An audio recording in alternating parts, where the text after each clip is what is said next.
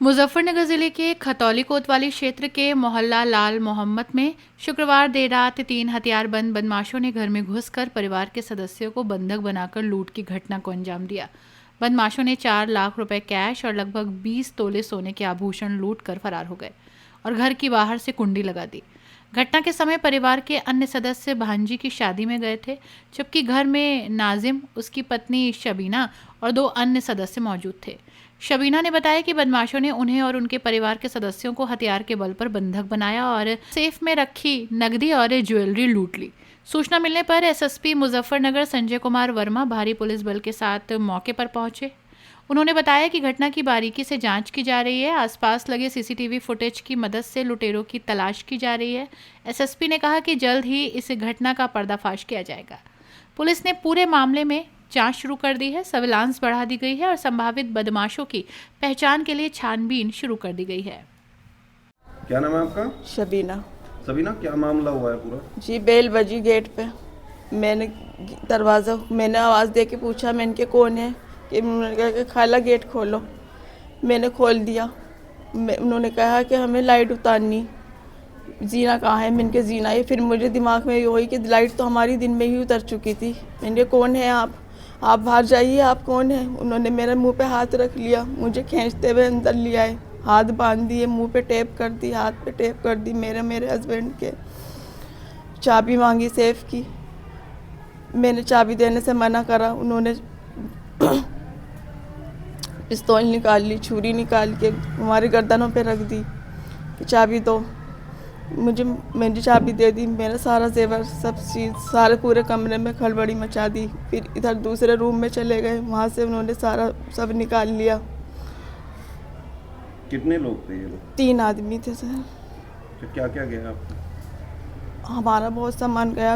हमारे जो सेफ में था 4 लाख कैश नगद था और 15-20 तोले सोना था और दूसरे रूम में से भी बहुत सारा सामान गया। क्या कोई फंक्शन था घर में? जी, शादी थी हमारी परसों रात, 4 तारीख की रात की शादी थी। किसकी शादी थी?